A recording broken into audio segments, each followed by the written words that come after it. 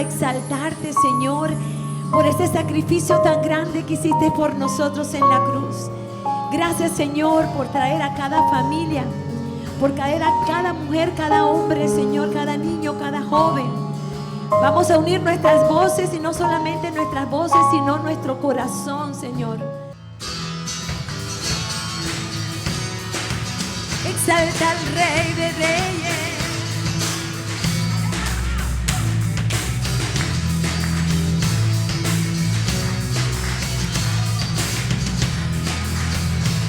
Nos deleitamos en el Señor y decimos: tu nombre levantaré, me deleito en adorarte.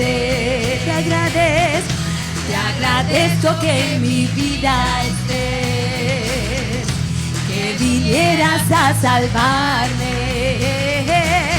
Dejaste el trono para mostrarnos la luz de tu trono a la cruz, y mi deuda pagar, de la cruz a morir, de la muerte a tu trono, tu nombre yo levantaré.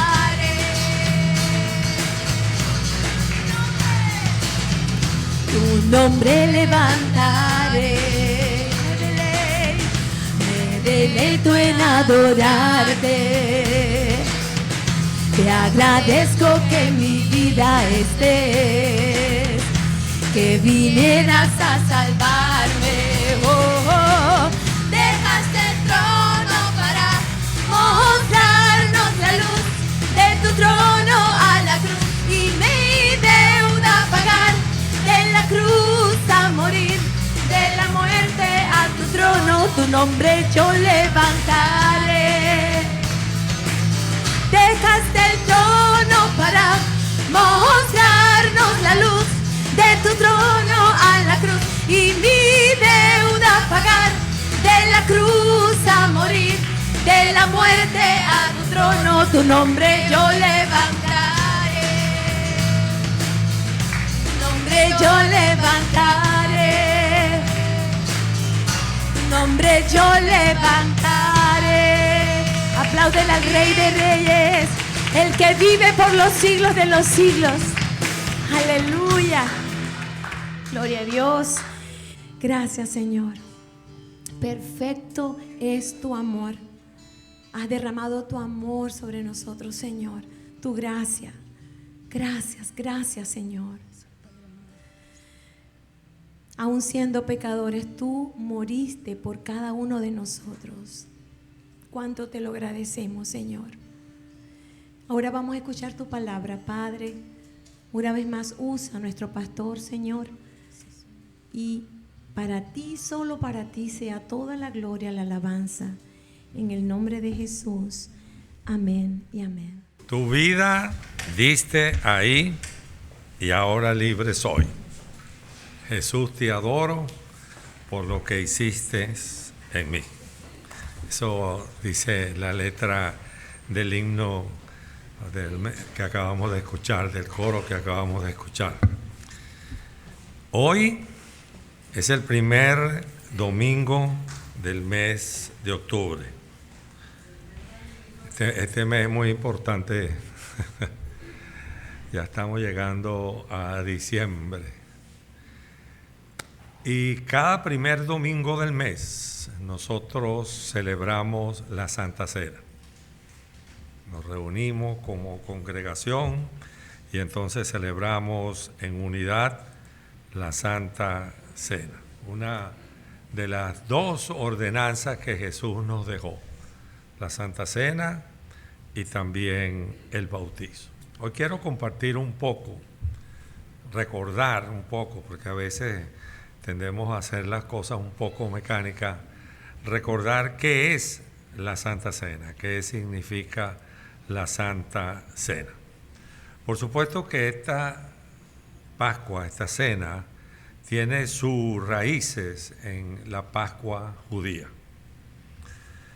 Y era obligatorio para cada israelita que tenía que celebrarla por lo menos una vez en su vida en Jerusalén. Por eso en este tiempo había muchísima gente en Jerusalén porque iban a celebrar la Pascua judía. Por supuesto que el Señor Jesús, también cumpliendo la ley, la celebró. La Biblia nos habla que lo hizo en 3 oportunidades y por eso, tomando en cuenta que Juan menciona en 3 oportunidades que el Señor se reunió a tomar la Pascua con sus discípulos y en la última de ellas con los apóstoles, piensan que el Señor estuvo 3 años en su ministerio.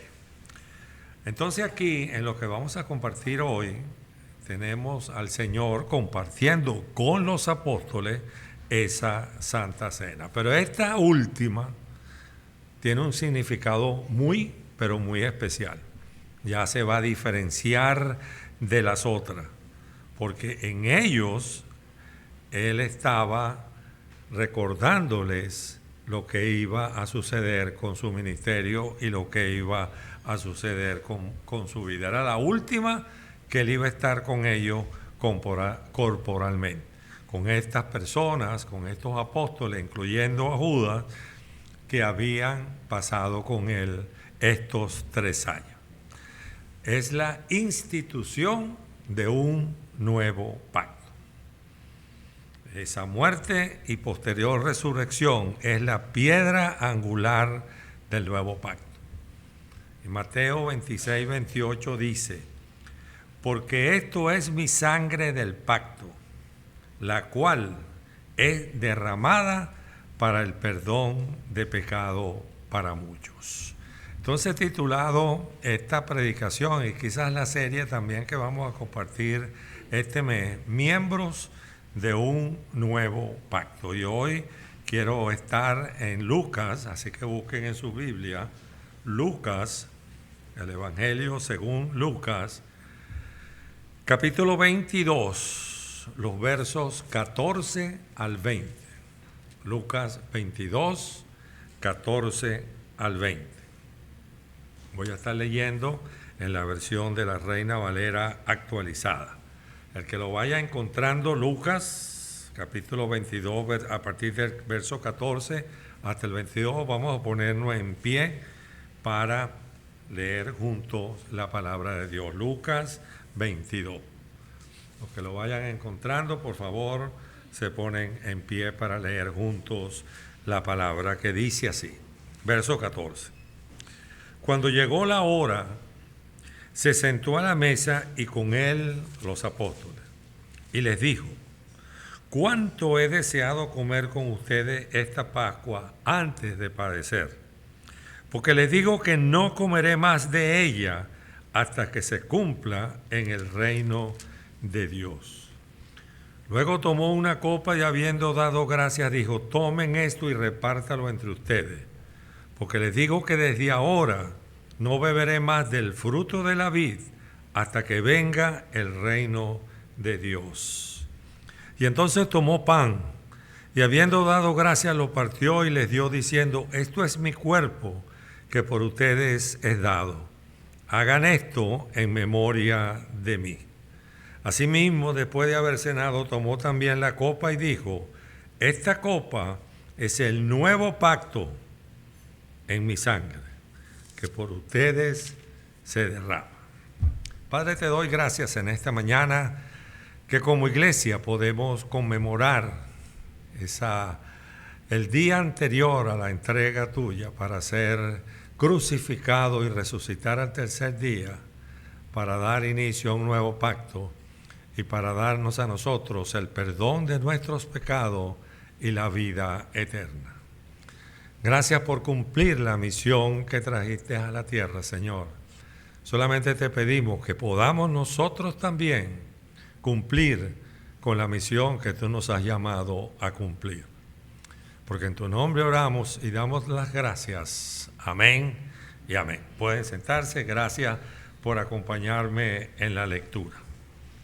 Siempre me gusta, y ustedes lo saben, hacer un poco del contexto de lo que voy a compartir en esta mañana. Aquí vamos a hablar de la Pascua, una de las principales fiestas judías.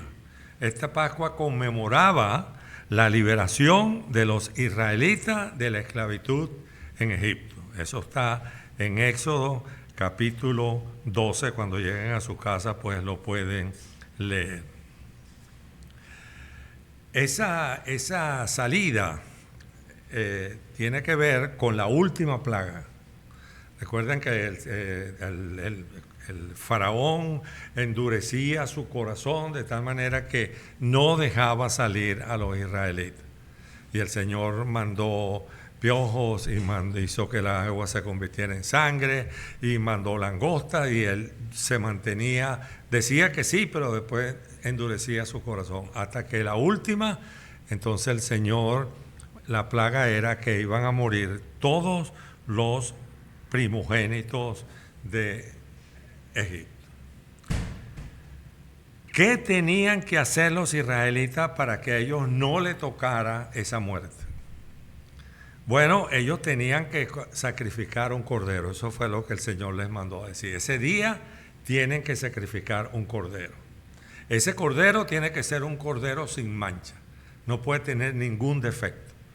Es un cordero, y la sangre de ese cordero la van a poner en los dinteles de la puerta de la casa, para que cuando el ángel que venía a cumplir con la plaga en los egipcios pasara, y de ahí el nombre de Passover, pasara al pueblo de Gosén donde estaban los israelitas, y ninguno de sus primogénitos de familia, de animales, falleció, ninguno. Esa era la Pascua, ese cordero. Ese día el faraón decidió, no, sí, se van, porque aún el hijo de faraón falleció, el primogénito. Ese día decidió, sí, se van, se salgan de aquí. Entonces, una vez que ellos salieron, eso fue instituido como el día de la Pascua. La sangre del cordero lo salvó de la muerte física, y entonces fue constituido ello como un mandamiento. Dice Éxodo 12:14. Habrán de conmemorar este día, el día de la Pascua. Lo habrán de celebrar como fiesta al Señor a través de sus generaciones. Lo celebrarán como estatuto perpetuo.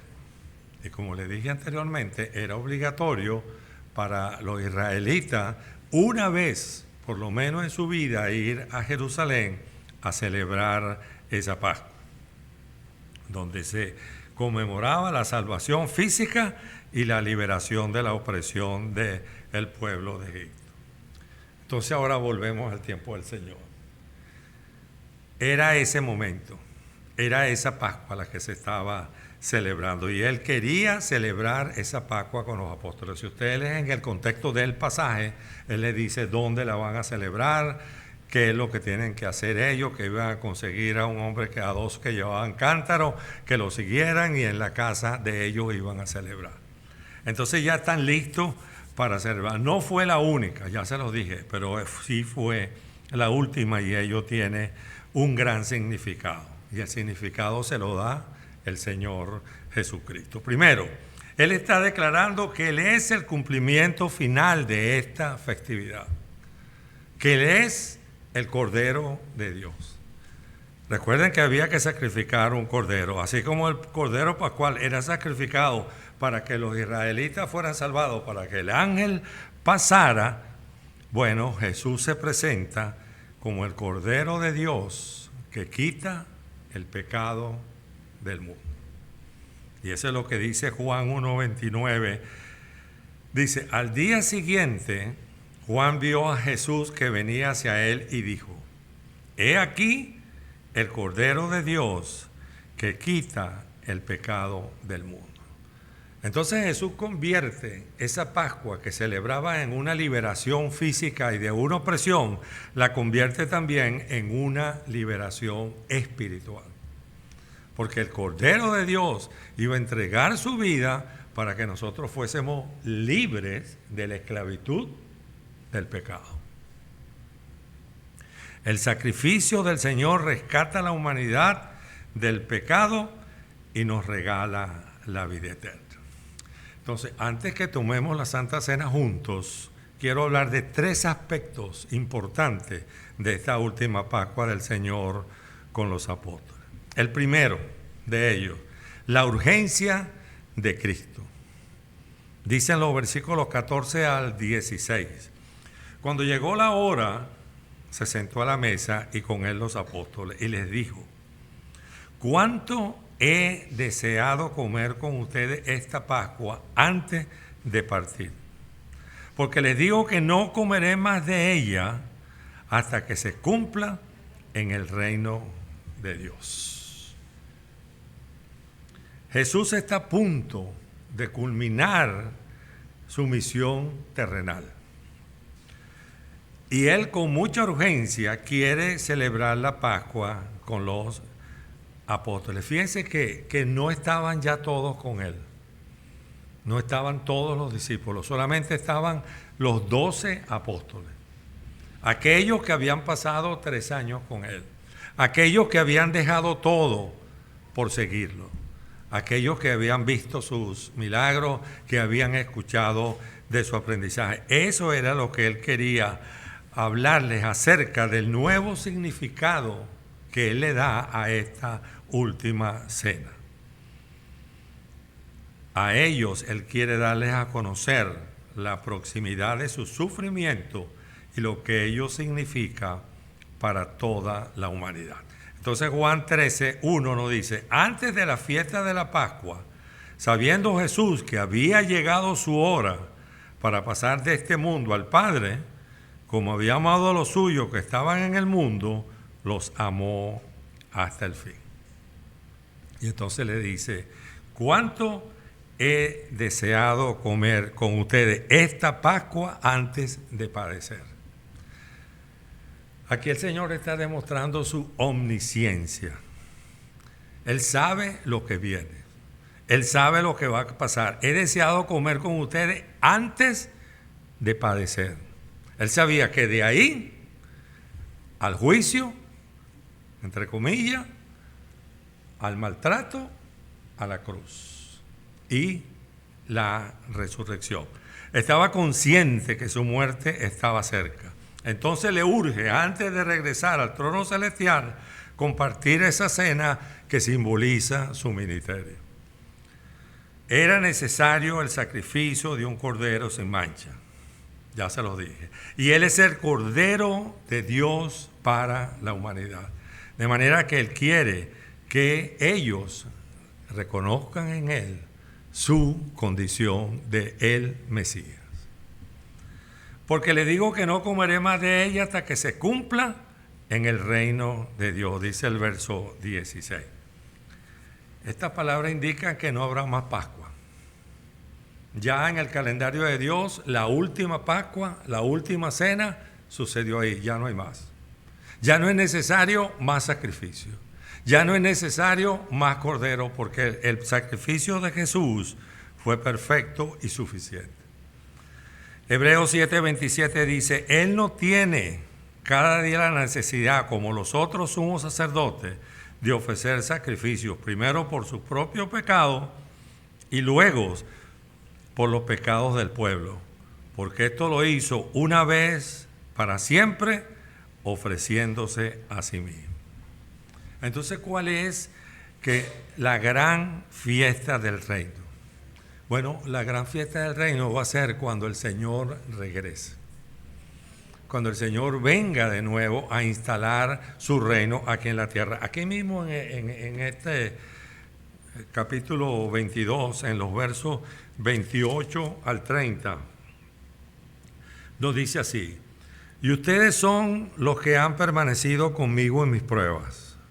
Yo pues dispongo para ustedes un reino, como mi Padre lo dispuso para mí, para que coman y beban en mi mesa, en mi reino, y se siente sobre tronos para juzgar a las 12 tribus de Israel. Hay un tiempo en que el Señor va a volver. ¿Cuándo? Bueno, eso es soberanía de Dios, pero es cierto. Algún día va a volver y entonces ese día, en ese tiempo, vamos a volver a compartir con Él esta santa cena. escribía, en su omnisciencia, Jesús vio más allá del sufrimiento. Él vio a la gloria que espera a los que confiamos en Él, a los que aceptamos su sacrificio por nosotros. Más allá de la cruz, Él vio la corona que Dios dará a los que le sirven. Y en su amor, Él extendió sus brazos para incluirnos a nosotros como sus amigos. Ese es el primer aspecto de lo que significa la Santa Cena, la urgencia de Jesús de darle a conocer a los apóstoles el significado de ella, porque ellos tenían, como judíos, como conocedores de la ley, ellos tenían en mente el significado de esa Santa Cena, la liberación del pueblo de la esclavitud de Egipto. Pero Jesús les da un nuevo sentido, la liberación de ellos y de nosotros de la esclavitud del pecado. ¿Cuál es el segundo aspecto? El pan y el vino, símbolo del sufrimiento. Versos 17 y 18. Luego tomó una copa y habiendo dado gracias dijo, tomen esto y repártalo entre ustedes. Porque les digo que desde ahora no beberé más del fruto de la vid hasta que venga el reino de Dios. Entonces tomó pan y habiendo dado gracias lo partió y les dio diciendo, este es mi cuerpo que por ustedes es dado. Hagan esto en memoria de mí.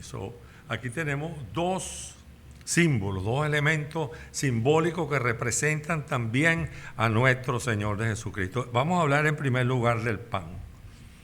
Ese pan que se entregaba en ese entonces, se entregaba un pan completo, lo iban partiendo y lo iban pasando a cada uno de los que estaban en la mesa, alrededor de la mesa. Entonces, ese pan partido, ese pan que se partía y se entregaba, significa que el cuerpo de Cristo entregado por nosotros en la cruz del Calvario. Un cuerpo que fue duramente castigado en su ruta hacia la cruz. La acción de partir el pan refleja el sufrimiento de Cristo y su muerte sustitutiva, su muerte vicaria por la humanidad. Así como el pan, escucha bien, así como el pan es esencial para la vida diaria, nosotros tenemos que alimentarnos. Si no nos alimentamos, fallecemos. Perdemos energía, fallecemos. El pan es necesario para la vida física. El cuerpo de Cristo es necesario para la vida espiritual. Jesús es el pan de vida. Él es el pan de vida. Él dice en Juan 6:41, yo soy el pan vivo que descendió del cielo. Si alguno come de este pan, vivirá para siempre. El pan que yo daré por la vida del mundo es mi carne. Y saben que este verso fue utilizado por muchas en los primeros siglos, diciendo que los cristianos eran carnívoros. Porque aquí eso decía que yo daré la vida, el pan que yo daré por la vida es mi carne. Entonces nosotros comíamos carne, entonces nosotros éramos carnívoros. Pero el Señor está hablando espiritualmente. Él es el pan de vida. Él es el maná. Ese maná que Dios envió para sostener al pueblo de Israel en su peregrinación hasta la Palestina. Él es el pan que Dios mandó para nosotros sostenernos hasta que lleguemos también a la tierra prometida. El otro elemento es el vino. El vino simboliza la sangre de Cristo derramada para la redención de los pecados. En el Antiguo Testamento, la sangre de los sacrificios de animales era necesaria para la expiación. Levítico 17:11 dice, porque la vida del cuerpo está en la sangre, la cual yo les he dado sobre el altar para hacer expiación por sus personas. Porque es la sangre la que hace la expiación por las personas. En el Antiguo Testamento se sacrificaba un animal, se tomaba la sangre de ese animal y se rociaba sobre la persona para simbolizar que él era libre de pecado, él o ella. en la sangre de Jesucristo nos limpia de todo pecado, dice Juan. La sangre de Jesucristo hace expiación por nosotros. Él se ofreció como el Cordero perfecto, se ofreció. No fue obligado. Por amor se ofreció como el Cordero perfecto, con el sacrificio suficiente para limpiar todos los pecados de la humanidad, los pasados, los presentes y los futuros. Porque su sangre nos limpia de todo pecado. Dice el libro de los Hebreos, la carta a los Hebreos dice, capítulo 9, verso 26, de otra manera le habrá sido necesario padecer muchas veces desde la fundación del mundo. Pero ahora Él se ha presentado una vez para siempre en la consumación de los siglos para quitar el pecado mediante el sacrificio de sí mismo. Jesús se ofreció a sí mismo en la cruz del Calvario. Él tenía urgencia de que sus apóstoles, y tiene urgencia de que nosotros conozcamos qué significa realmente la Santa Cena. Y esa Santa Cena tiene dos símbolos, el pan y el vino, que representan el cuerpo del Señor Jesucristo entregado por nosotros y la sangre derramada en la cruz del Calvario. Y el tercero, establece un nuevo pacto. Asimismo, después de haber cenado, también tomó la copa y dijo, esta copa es el nuevo pacto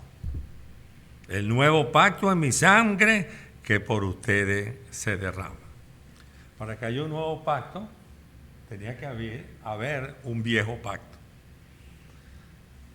El viejo pacto, el antiguo pacto, se dio a través de Moisés, estaba basado, en la ley y en el sacrificio de los animales. Ese era el pacto anterior. Este pacto era limitado y temporal. Los sacrificios debían repetirse constantemente y la ley revelaba el pecado, pero no lo quitaba por completo. Es decir, cada año el sacerdote, el sumo sacerdote en ese tiempo del pueblo, él tenía que entrar una vez al año, el día de la expiación, y hacer expiación por él y por el pueblo. Pero esos tenían que repetirse, porque la ley revelaba el pecado, pero no lo quitaba por completo. Entonces Jesús introduce uno nuevo, un pacto nuevo. Eso había sido profetizado por Jeremías. En Jeremías 31 dice, he aquí vienen días, dice el Señor, en que haré un nuevo pacto con la casa de Israel y con la casa de Judá. Dios haría una alianza con su pueblo, escribiendo su ley en sus corazones y perdonando sus iniquidades. Jesús entonces con su muerte establece ese nuevo pacto. Ese es el pacto en el cual nosotros vivimos en este momento. Y la semana que viene voy a compartir acerca de qué bendiciones nos trae ser parte de ese pacto que Dios hizo con nosotros. Su sacrificio es único y definitivo, y a través de su sangre los creyentes somos reconciliados con Dios. Hebreos 10:12 dice, pero habiendo ofrecido un solo sacrificio por los pecados, se sentó para siempre a la diestra de Dios. Este nuevo pacto ofrece perdón. Este nuevo pacto ofrece vida eterna. Este nuevo pacto ofrece una relación restaurada con Dios. No con sacrificios continuos. No, ya el sacrificio perfecto se hizo. Nos toca a nosotros recibirlo. La cena del Señor es una conmemoración de este nuevo pacto. Eso es lo que significa la cena del Señor. Esa fue la pregunta. ¿Qué es la cena del Señor? No es otra cosa que decirle a Él, recordar y darle gracias por lo que hizo por nosotros en la cruz del Calvario. Así que vamos a orar. Ahí es donde usted está. Incline su rostro, cierre sus ojos y órale al Señor. Orémosle al Señor. Y si tenemos algo de que arrepentirnos, si hay algo que yo tengo que confesar delante del Señor, hágalo en este momento. Porque la palabra nos dice a nosotros que si tomamos la Santa Cena de manera indigna, somos posiblemente juzgados por el Señor. Así que vamos a orar, vamos a prepararnos para, como iglesia, como el cuerpo de Cristo, tomar juntos la Santa Cena. Padre nuestro que estás en los cielos, santificado sea tu nombre. Gracias te damos, Señor, por el plan de salvación. El plan de salvación que tú creaste, que Jesús cumplió a cabalidad y que el Espíritu Santo nos recuerda cada día y fue quien nos convenció de pecado para nosotros recibirte como el Señor y Salvador de nuestra vida. Gracias por tan grande sacrificio. El que no cometió pecado por nosotros se hizo pecado, porque morir en la cruz era un pecado. La Biblia dice, maldito el que muere en la cruz. Pero el Señor Jesucristo lo hizo por amor nuestro, por amor a nosotros, para darnos esa libertad espiritual y física también que nosotros gozamos en este momento, esperando solamente o bien la llegada del reino o que estemos nosotros en la presencia del Padre Celestial, disfrutando de las bendiciones y de las coronas que nosotros podemos tener. Así, Padre, te damos gracias que como Iglesia Bautista, la familia de Dios, hoy hemos podido conmemorar fecha tan importante. Ese nuevo significado que tú le diste, Jesucristo, a la fiesta de la Pascua judía. Ese nuevo pacto del cual nosotros somos partícipes. Gracias, Dios, en Cristo Jesús. Amén y amén. Dios me los bendiga.